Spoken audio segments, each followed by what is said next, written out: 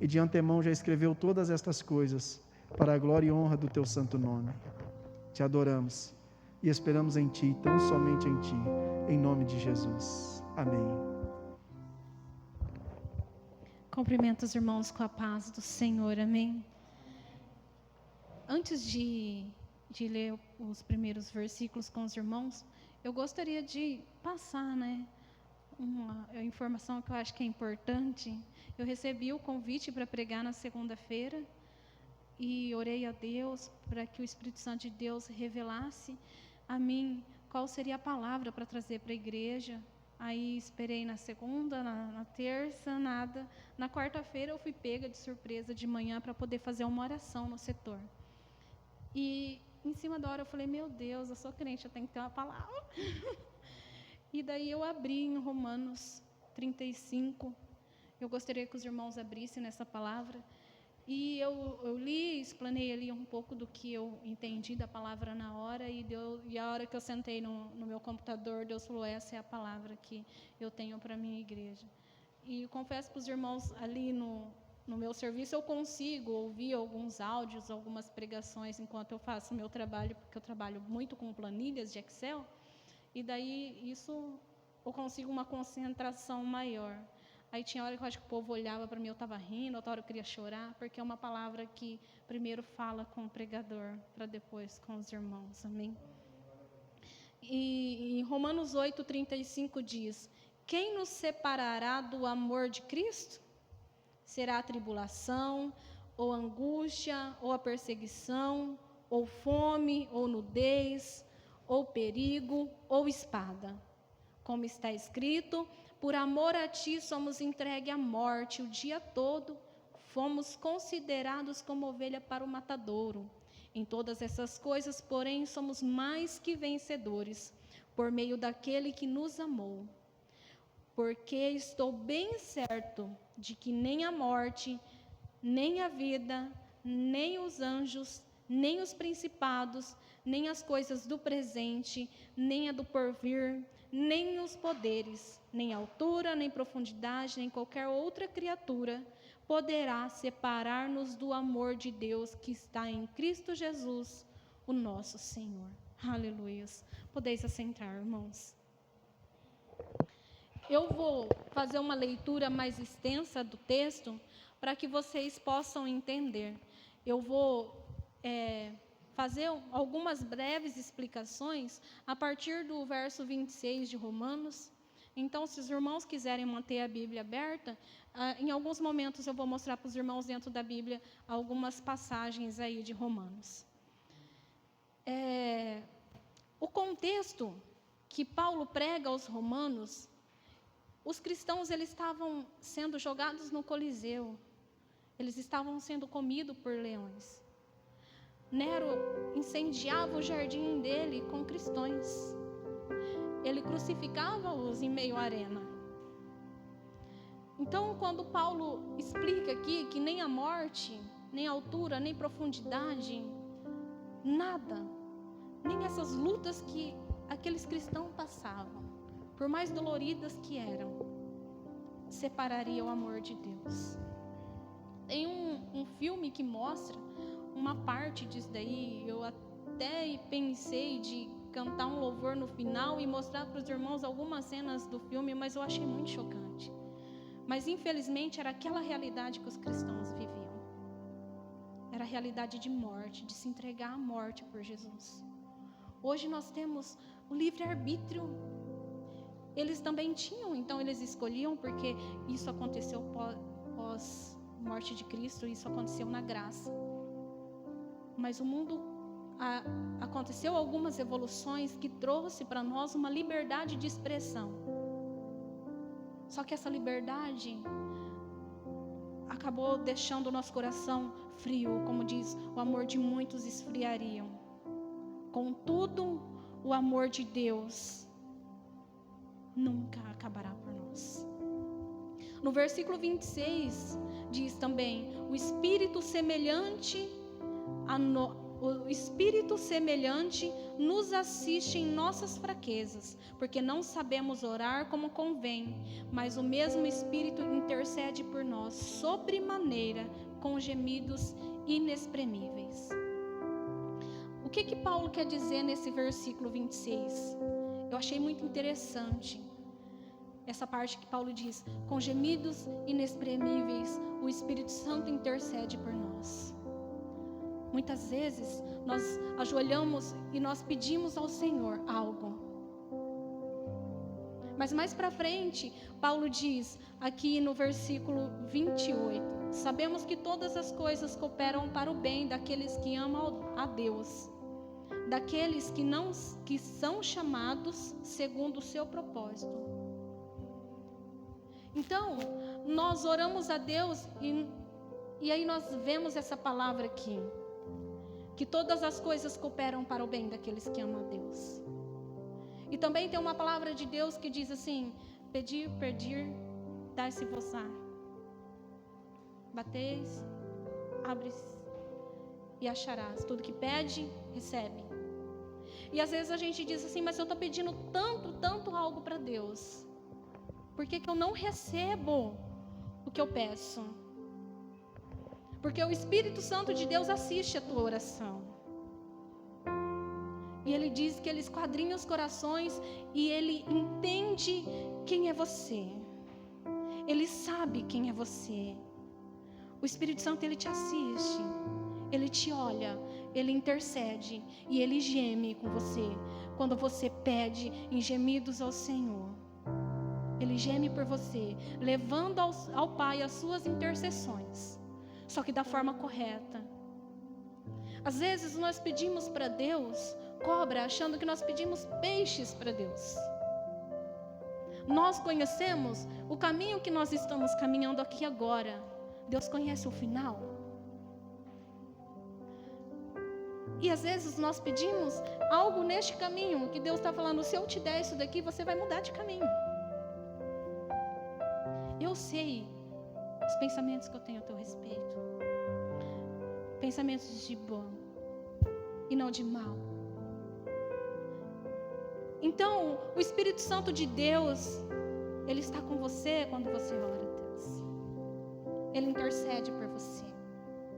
Ele nunca se esquece de você, porque Ele habita dentro de você. E Ele está vendo o que você está pedindo e pensando agora.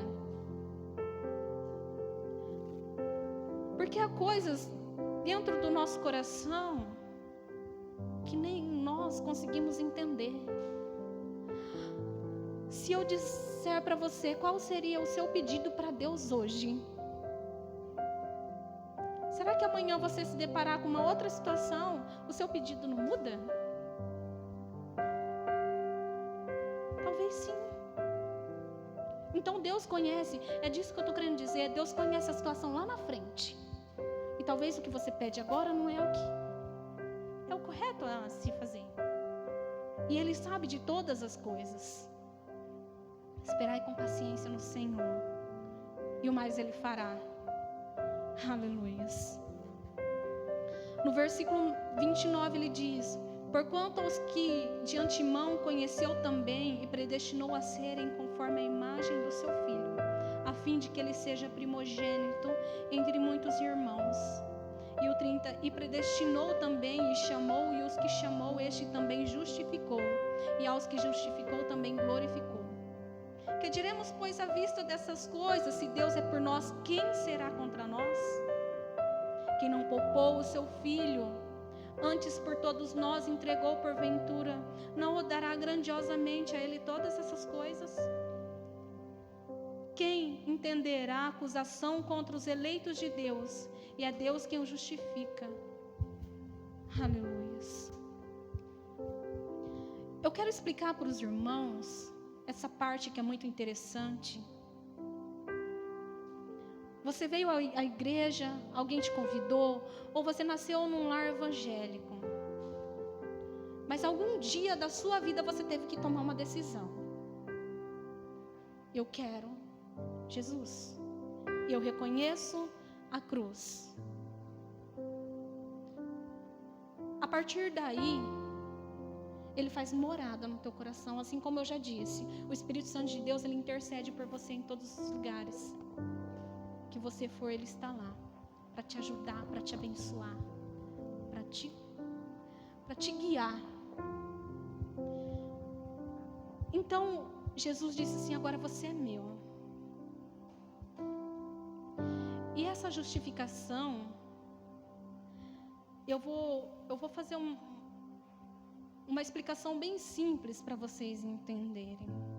Bem simples. Imagina você vai a um tribunal perante um juiz. No final da sua vida, você tem milhões e milhões de delitos. Você tem milhões e milhões de delitos, porque nós pecamos nos nossos pensamentos, nas nossas ações. Paulo diz,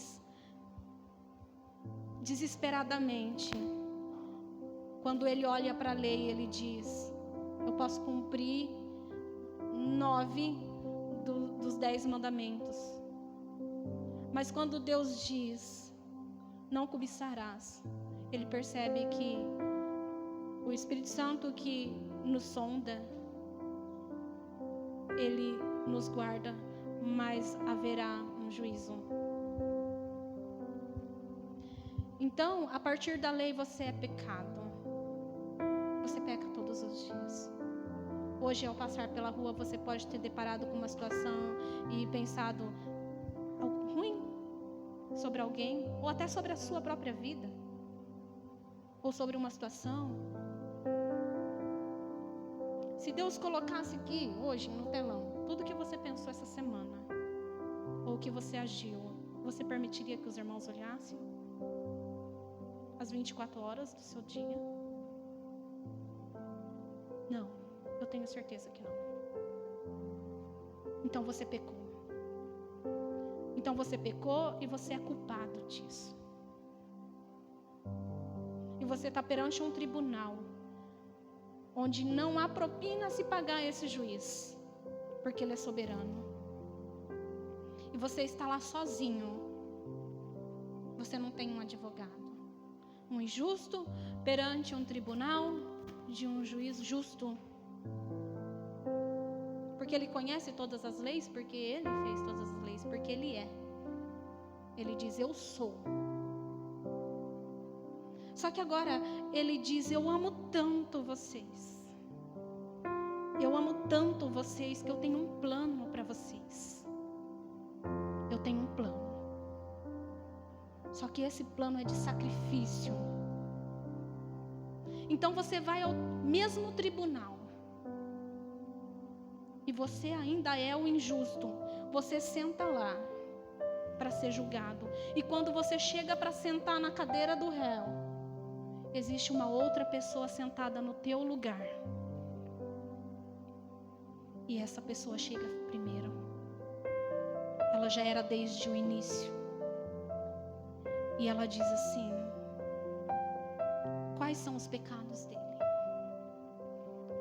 São insondáveis, são incontáveis os pecados.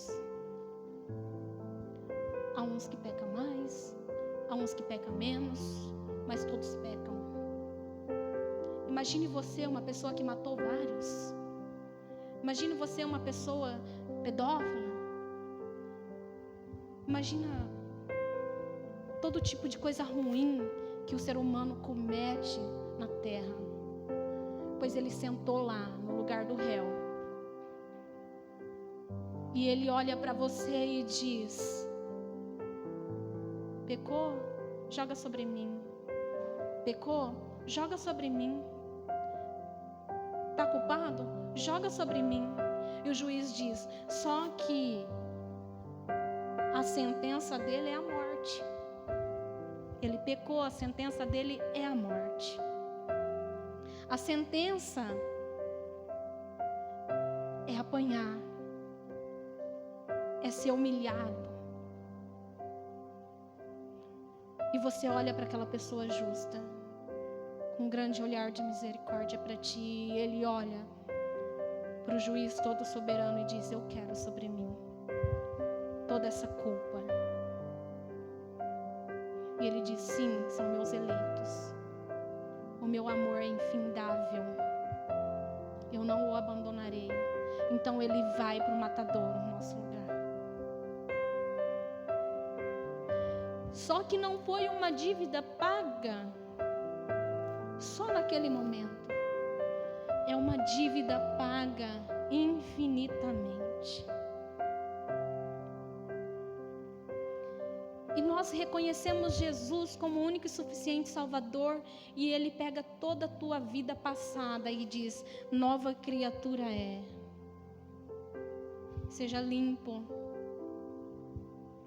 Eu te chamei, seja limpo, eu te amo infinitamente. Eu te amo infinitamente. Eu estava ouvindo um testemunho em relação à palavra de nós, às vezes, olharmos para todo esse amor. Entendemos esse amor. Mas como crianças mimadas, questionamos o porquê que a nossa vida não está conforme o nosso pedido.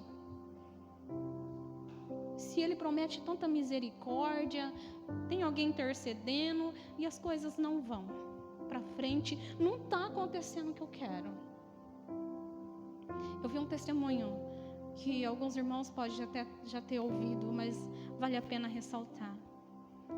Uma criança pequenininha, bem pequenininha, e a mãe lá bordando, e ela olha para aquele bordado e ela só vê uns pontinhos para lá e para cá, uma coisa feia, e a mãe o dia inteiro naquilo lá. Ela olha para aquele bordado e diz assim: é horrível isso aí que você está fazendo. O dia inteiro você fazendo isso daí está muito feio, mamãe. Por que você perde tanto tempo numa coisa tão feia? E essa mãe pega o seu filho, coloca no colo, abraça e diz assim: olha pelo lado certo. Às vezes nós estamos olhando para a nossa vida e para os nossos pedidos e para as nossas convicções como essa criança, do lado avesso. Mas quando chegar o momento certo, que certamente chegará, todos têm esse dia na sua vida, Ele te pegará no colo e vai mostrar os detalhes maravilhosos que Ele fez na tua vida. E que para chegar nesse final, para chegar nessa obra de arte que vai ser a sua vida, precisa ser necessário passar por um processo. Uns pontos aqui, outro ali.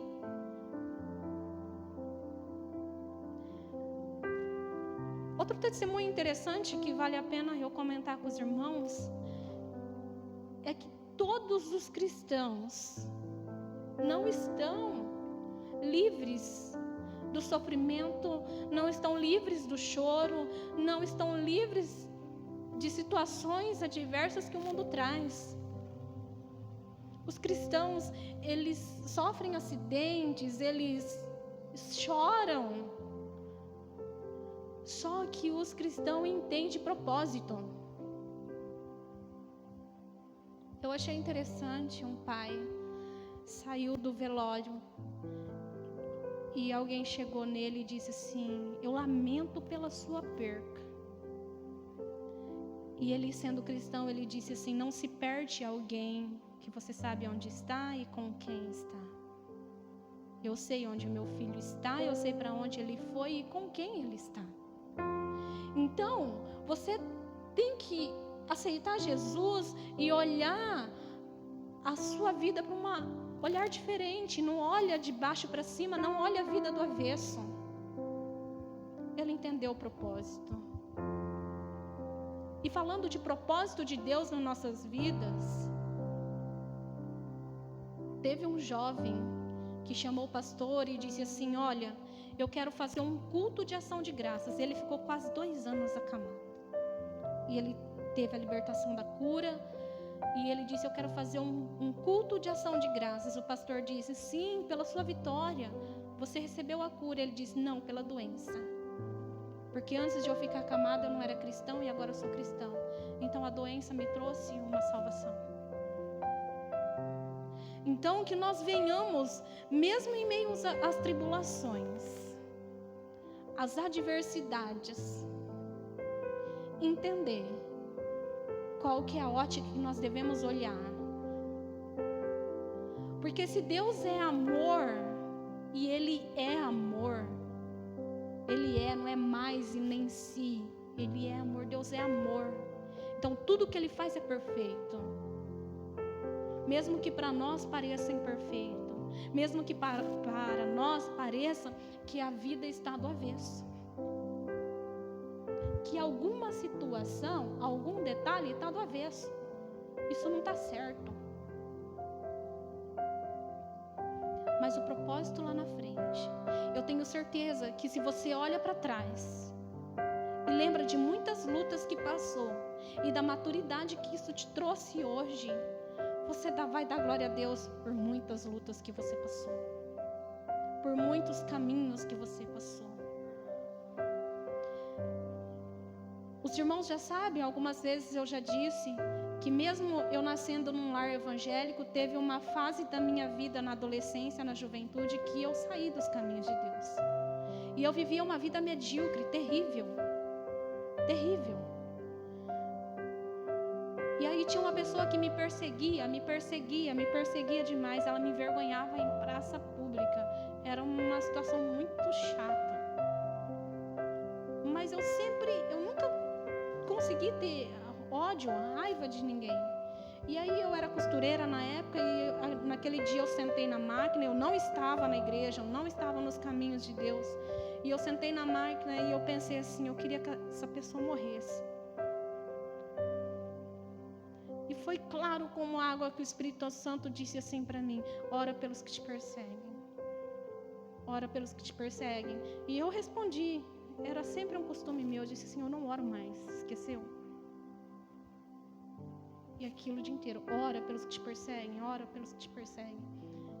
E eu comecei a orar para Deus dar tantas bênçãos, mas tantas bênçãos, mas tantas bênçãos na área que a pessoa me prejudicava, no que ela me envergonhava, mas tantas bênçãos que ela recebeu aquelas bênçãos que eu orei para ela. E eu consegui voltar para os caminhos de Deus. Então, há situações colocadas na nossa vida que o propósito é muito maior. Através daquela pessoa que me deixava no chão, que me perseguia feio mesmo, de eu passar na rua eu ter que às vezes dar a volta porque ela queria avançar, era um negócio doido, bem doido mesmo. E aí ela arrumou um casamento, arrumou filhos, e foi uma benção. Está até hoje com o marido que eu orei para Deus dar para ela. Está até hoje. Já faz mais de 12 anos que ela está casada. E eu, ó quanta vitória Deus me deu através dessa situação. E Deus, Ele disse assim, o meu plano de salvação é esse, te moldar. Eu vim, eu paguei pelos seus pecados, eu morri numa cruz, eu me entreguei. E daqui para frente, o que será? Ele diz, daqui para frente, nada nos separará. Nada. E todas as coisas cooperam para o bem daqueles que me amam. Então ele diz, só que eu vou fazer com você até que você seja conforme eu quero que você seja a minha imagem. E ele lança sobre nós o maior dos mandamentos: amar a Deus sobre todas as coisas e o próximo como a ti mesmo. Por que ele lança esse mandamento de amor? Porque ele é amor. E se nós reconhecemos Ele como único e suficiente Salvador, e nós temos o Espírito Santo, e nós não damos amor, nós não somos cristãos de verdade. E você diz, mas como você reconhece Jesus como único e suficiente Salvador, e você não tem amor? Como isso pode acontecer? Ele separa o amor dele de nós? Não. Simplesmente nós nos afastamos. Ele continua sendo amor. Porém, no final da carreira, Ele dirá: apartai-vos de mim, que eu não te conheço. Porque você não reconheceu o amor. Então é muito sério isso. Ele te ama, Ele pagou pelos seus pecados, Ele morreu numa cruz, e o amor dele não separa. Mas se você não amar o próximo, você se afasta. Porque você não amando o próximo, você rouba, você trai, você age de mau caráter. O amor é a fonte de tudo. O amor, você se torna um rio de água viva. Por onde você passar, tem que fluir. O mundo nos assiste como cristãos. E é isso que Deus diz. Eu venho porque o amor de muitos esfriariam. Não o meu amor esfriou. Ele diz que o nosso amor está esfriando. O nosso amor está esfriando. Ele sabe que quem está no mundo não o ama de verdade. Porque não tem como você amar quem você não conhece. Você ama quem você conhece. O meu esposo tem o costume de às vezes fazer algumas entrevistas dentro do trabalho em relação ao cristianismo. E tem uma parte que eu me lembrei agora, que ele perguntou para um funcionário e ele disse assim: você ama Jesus? Claro que eu amo Jesus, mas um ímpio com alguns pecados bem deliberados, nunca conheceu o cristianismo, vai um pouquinho na igreja católica, mas assim, lá assim, quando tem uma missa muito importante, aí ele aparece lá. E ele perguntou: você ama Jesus? É claro que eu amo Jesus. Aí ele disse: eu tenho certeza que Jesus te ama, porque Ele ama todos. Mas você não pode amar quem você não conhece. Você não pode chegar num destino onde você não sabe o caminho. O nosso Google Maps é esse aqui. Esse é o nosso Google Maps. É por aqui que nós chegamos ao Senhor. Como que você chega ao céu sem conhecer o caminho? Como você chega a Jesus e reconhece o amor dele se você não o conhece? Mas nós que somos o amor, temos que fluir, porque o Espírito Santo de Deus habita em nós. Devemos fazer isso. É como eu disse, e Paulo diz aqui, que no mundo nós teremos aflições. Contudo, neste momento é essencial que nós oramos, mas oramos fervorosamente pelos que nos perseguem. E que nós oramos com muito, muito amor pelos nossos inimigos. É como eu disse, uma experiência de uma pessoa que já tinha conhecido o Espírito Santo de Deus, porque na minha infância eu me lembro muito bem de eu ter ido na frente e ter reconhecido Ele, mesmo sendo de uma família cristã, assim como estão os nossos filhos. Eu me lembro muito bem que em meio a um apelo eu disse: eu quero. E eu amava Jesus. Eu ia para a roça a partir dos 6 anos de idade, e lá era um lugar vazio e amplo. E eu louvava ao Senhor tanto que eu chegava a gritar.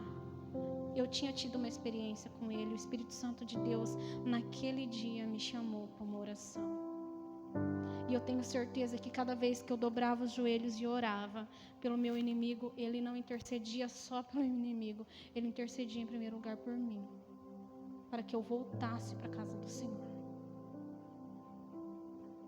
O amor dele nunca se separa. É muito fácil nós olharmos para o irmão que está aí do nosso lado e dizer assim: eu te amo. Mas se chega uma pessoa maltrapilho, te incomodando, te cutucando, o coração fecha, irmão. É hora de nós orarmos. Eu preciso orar, Senhor, porque o meu coração tem que ter o mesmo amor que o teu. Porque eu sei que agora o plano da salvação, que eu reconheci o Senhor como único e suficiente Salvador, é para que eu seja conforme a tua imagem e semelhança. Eu fui formado lá no Éden para ti. Eu sou parecido contigo. E o Espírito Santo, do mesmo sentimento, ele diz, ele intercede ao Pai pelas nossas orações. Então, quando você dobrar os seus joelhos, nunca, jamais se sinta só. Nunca, jamais sinta que a tua oração não está subindo. Uma coisa minha, eu fico indignada com orações que não dizem nada.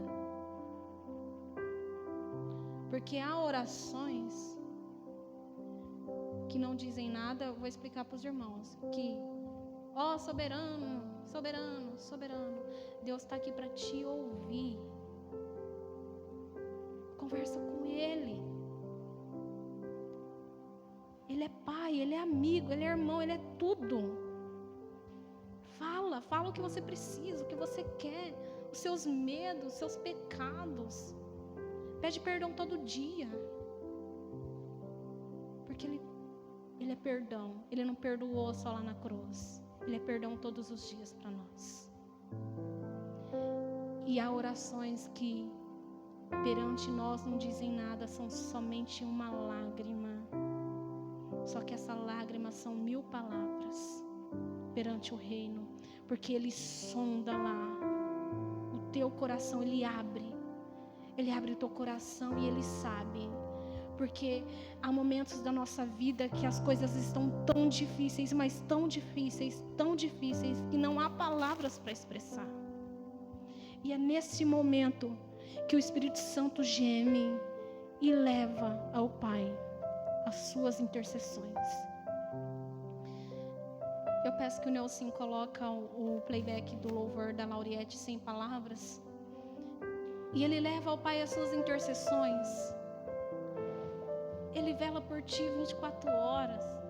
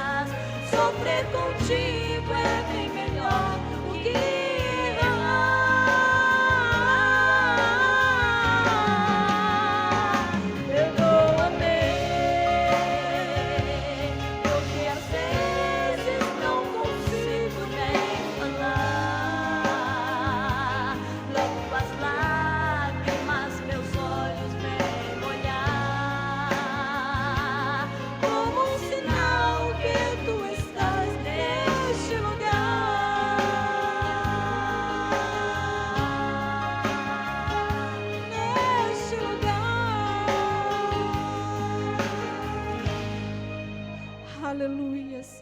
Ele está neste lugar, eu tenho certeza que o Espírito Santo de Deus elevou a tua oração ao Pai nesta noite.